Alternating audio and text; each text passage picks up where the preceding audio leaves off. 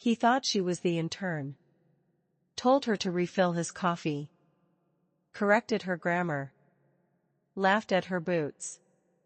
Nobody stopped him. Nobody questioned it. After all, who takes orders from a girl in a $20 coat? By the end of the day, that coat was sitting behind his desk. And he was being walked out, with a box of his things and a silence he didn't know how to fill. She arrived without an entourage. No badge. No assistant. Just a name on a list no one bothered to read. Rachel Monroe. They didn't recognize it. Not yet. She spoke softly. Moved quietly. Didn't ask for anything. And that was their first mistake. The elevator dinged. Richard Connors turned around. He expected a junior staffer. Maybe a client assistant. Instead, it was her. Still in that coat. Still quiet. She didn't rush. Didn't smile. Just nodded at him once. Polite. Professional. Forgettable. And yet, something about the way she held herself made his jaw tighten. Conference room C, he said, barely making eye contact. Grab a notepad. They'll need someone to take minutes. He didn't wait for her reply. He never waited. The glass door swung open. 12 executives already seated. Coffee poured. Laptops open. Chatter sharp and full of self-importance. Rachel slipped into the corner. No one noticed. Or maybe they did. And simply didn't care. Richard cleared his throat and launched into the agenda. Quarterly targets. Advertising deficits. Slipping client retention. He spoke fast. Loud. As if volume made up for results. Then came the real highlight. A slideshow prepared by the strategy team. Graphs. Buzzwords. Empty color-coded optimism. Half the room tuned out. The other half pretended to be impressed. Rachel took notes. Not for them. But for herself. When the meeting broke for lunch, she stayed behind. Alone. Sifting through the printed deck left on the table. Behind her, Richard leaned on the doorframe. You can leave those, he said. I doubt they'll be useful to someone at your level. She turned. Met his eyes. Still didn't speak. That unsettled him more than any smart remark could have. He gestured at her coat. Planning to dress like that all week? Rachel tilted her head slightly. As if considering his words. Then. No. Just today. Richard raised an eyebrow. Why today? She smiled. But not in a way he liked. To see what kind of office this really is. Word got around fast. Is that the same girl he snapped at this morning? Someone whispered near the elevator. The intern? No, someone else muttered, staring at the meeting room through the glass. She's the one who made Richard sweat. They remembered now. The grammar correction. The coffee order. The smirk when he saw her boots. But it was too late to take it back. She arrived without an entourage. No badge.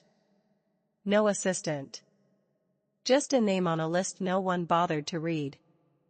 Rachel Monroe. They didn't recognize it. Not yet. She spoke softly. Moved quietly. Didn't ask for anything. And that was their first mistake. The front desk didn't know where to send her. They assumed she was support staff. Maybe admin backup from the agency. Third floor, someone mumbled, pointing. No need for an escort. She walked alone. Took the stairs. Her boots left faint prints on the polished concrete. But no one noticed. In the marketing pod, 2 women by the printer glanced up. One leaned in and whispered. She looks like she got lost on the way to accounting. The other snorted. Probably someone's cousin. This place loves favors. Rachel didn't react. She kept walking. Noted names on desk plates. Logged the layout in her mind. The departments. The culture. The weak points. She passed an open break room. Inside, a group of mid-level staff were laughing, loud. Loose, careless. One of them was Richard Connors. Senior HR. Expensive tie. Hair 2 shades too dark for his age. Confidence that came from never being told no. He saw her. Did a double take. Then smiled, wide, practiced, fake. Lost? He asked, stepping out into the hallway. She stopped. I'm Rachel Monroe, she said simply. He raised an eyebrow. The temp? No. Her voice was calm. Even. But something in her tone made him blink. Well, he shrugged. Everyone needs to start somewhere. He looked her up and down once. Then turned, walking away. Meetings in Conference C. He called over his shoulder. Don't be late. She wasn't. She was already there. Sitting quietly in the back corner as the others filed in. 12 people. Executives. Managers. One external consultant with a scarf too loud for the room. Nobody looked at her twice. She blended into the beige chairs and fluorescent hum. The agenda was printed on thick cardstock. Q2 planning.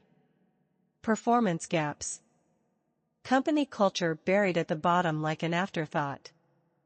As the team settled, Rachel opened her notebook. A plain one. No logo. No branding. Just clean. White pages. She didn't plan to take notes. She planned to write a report. And they were giving her all the material she needed. Richard opened the meeting like he always did. Fast. Loud. As if speed could cover the cracks in his logic.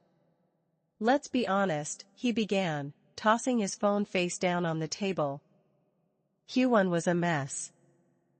Q2 will be worse, unless some of you start justifying your salaries. A few forced laughs followed. Not because anyone found it funny. But because that was what you did around Richard.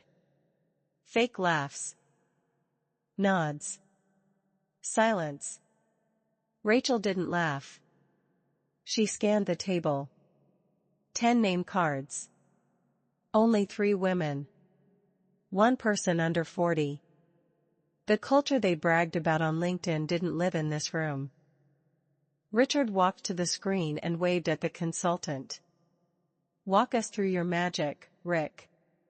Let's see what we paid 10 grand for. Rick, the scarf-wearing consultant, cleared his throat. Clicked a button. And launched into a 20-slide presentation full of corporate jargon and zero substance. Words like synergy, restructure, and growth verticals bounced around the room. Rachel wrote none of it down. Because none of it meant anything. 5 minutes in, one of the managers checked her phone under the table. Another yawned behind his hand. Richard scrolled through emails while pretending to nod. Rachel leaned forward slightly. From where she sat, she could see Richard's inbox. 2 unread messages from HR Legal. One with the subject line, confidential, staff review request. Interesting. She glanced back at the screen. Rick was now pitching an employee engagement app. No one cared. Because no one in that room actually believed employees were worth engaging. When the lights came back on, Richard clapped twice. Brilliant stuff, he said, eyes already elsewhere. We'll discuss implementation later, or never. More forced laughs. He turned to the group. Any input? Silence. Then his eyes landed on Rachel. He squinted, as if remembering she existed. You're new. Thoughts? Heads turned. Not out of curiosity, but sport. The kind of attention you give to a rookie about to mess up. Rachel closed her notebook slowly. Met his gaze without blinking. I think, she said evenly. You're asking the wrong questions. A pause. No one breathed. Richard tilted his head. Oh? You've been here, what? 10 minutes? Long enough, she said. To see a room full of people confusing noise with strategy. Someone snorted. Another stiffened. Rachel continued. The issues you're trying to fix aren't technical. They're cultural. Your people don't trust leadership. They're not lazy. They're disengaged. She slid a document across the table. Real data. Screenshots. Anonymous internal feedback pulled from public company surveys no one ever followed up on. Several faces paled. Where did you get this? Someone asked. Rachel didn't answer. She didn't need to. Richard looked down at the packet. Then back up. His smirk was gone. Replaced by something quieter. Thinner. He straightened his tie. Who exactly are you? He asked. Rachel leaned back. Crossed her arms. And smiled. You'll find out tomorrow. Outside the glass wall, the hallway buzzed with the rhythm of a regular workday. Inside the room, no one moved. Because something had shifted. Not just in the meeting, but in the balance of power. And the only person who seemed calm was the one in the $20 coat. The meeting ended, but no one moved. Rachel stood first. Quietly gathered her things. No rush. No flinch. She didn't look at anyone. Not even Richard. Especially not Richard. She walked out as if the meeting hadn't happened. As if she hadn't just sliced through every layer of pretense in that room. When the door clicked shut behind her, it was like someone had released the pressure valve. Voices rose. Chairs scraped. Someone whispered, "What the hell just happened?" Richard stood by the window, arms folded tight. His face was unreadable. But his jaw locked. The senior marketing manager, Diane, leaned in. Should we look into her? She asked carefully. She's bold, someone else muttered. Too bold. Another manager pulled out her phone. I'm checking the staff list. She's not in HR records. That's when the panic began. Back at her temporary desk. A bland cubicle near the elevators. Rachel sat down like nothing had changed. She opened her laptop. Typed a few notes. Glanced at the wall clock. 12:41 p.m. Right on schedule. She didn't need much time. Just a few more hours. Not to expose them. They were already doing that themselves. She just needed enough to document it. In the next hour, she visited 5 departments. Not as an auditor. Not as a leader. Just observing. At the design team's pod, 2 junior staff were huddled over a broken laptop. She bent down, fixed the shortcut bug, and moved on before they could ask her name.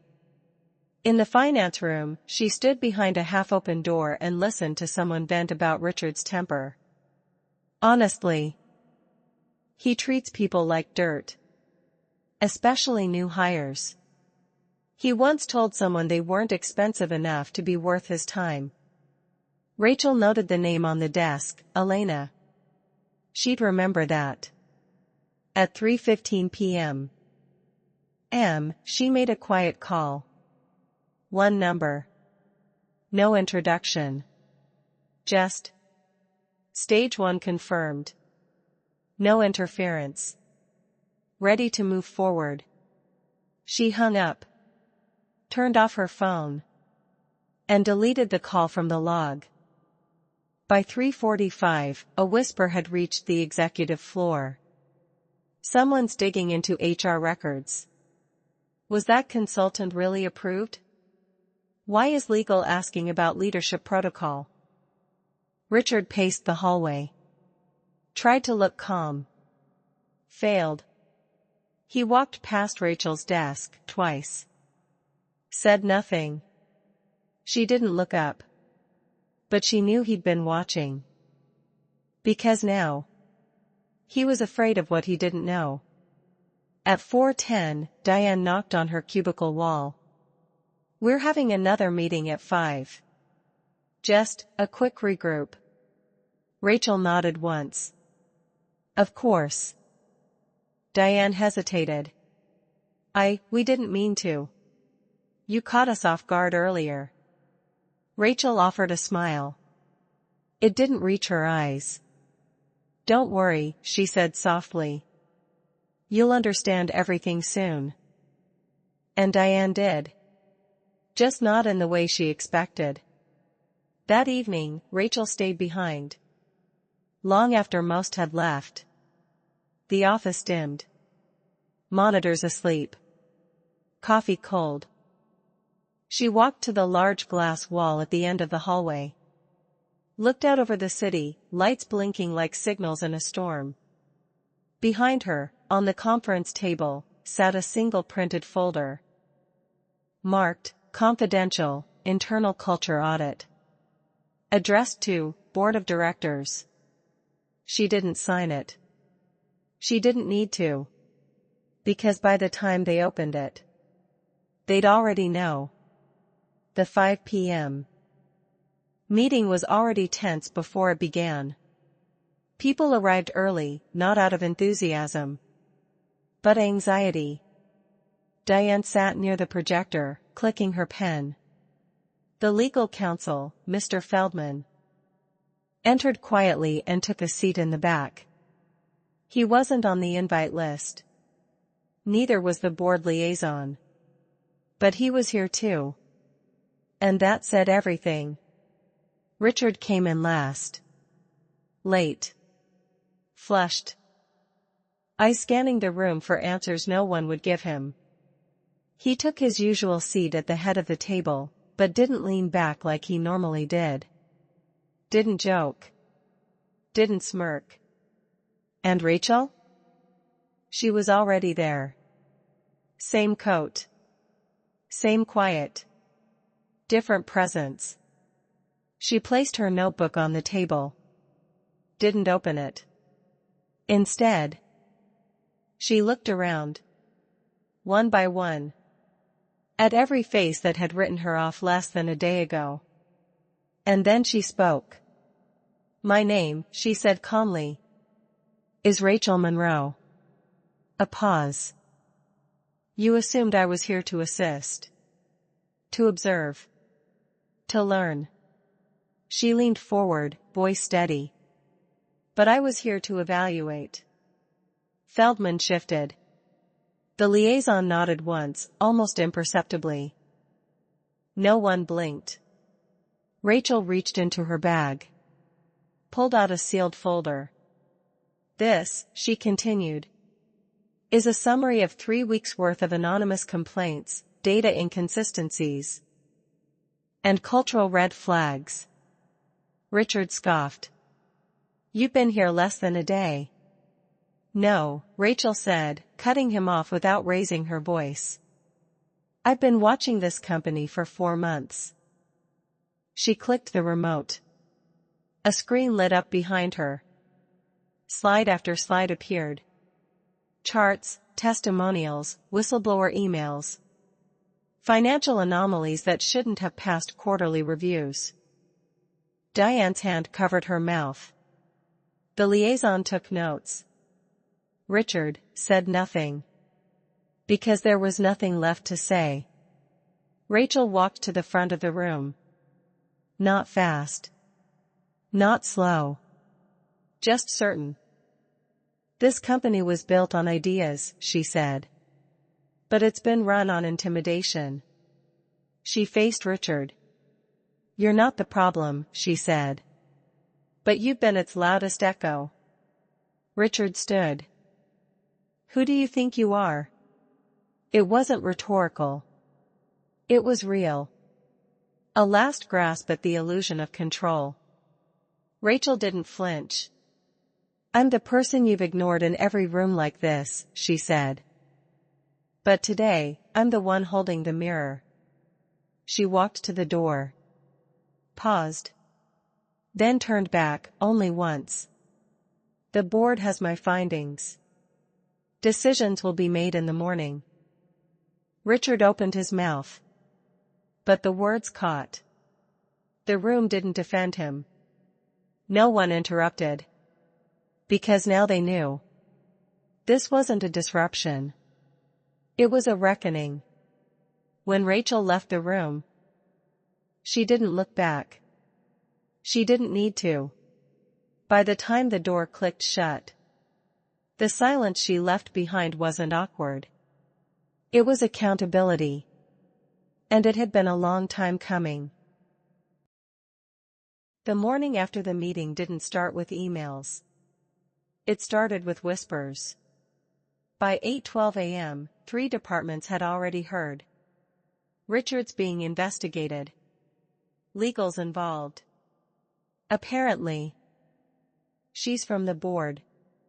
No one said her name out loud. They didn't have to. They just said her. Richard arrived late. For the first time in years, no one stood when he entered the floor. His keycard still worked, but the door to the executive suite didn't open. Access denied. A folded note taped to the glass. Meeting moved to Conference A. HR and legal present. He stood there for a moment, staring at his own reflection. Tie perfect. Suit sharp. Confidence gone. Inside Conference A, they didn't raise voices. Didn't accuse. Just asked questions. One by one. Lines from emails. Minutes from meetings. Statements from staff, all signed. Some he remembered. Some he wished he didn't. They didn't rush. Because people like Richard never imagine the clock is ticking. Until the alarm sounds. Meanwhile, Rachel was on the floor. Not in a glass office. Not behind a locked door. With the people. She moved desk to desk. Asked names. Listened more than she spoke. Someone from the tech team whispered. She's not like the others. Someone from HR just nodded. We've been waiting for someone like her.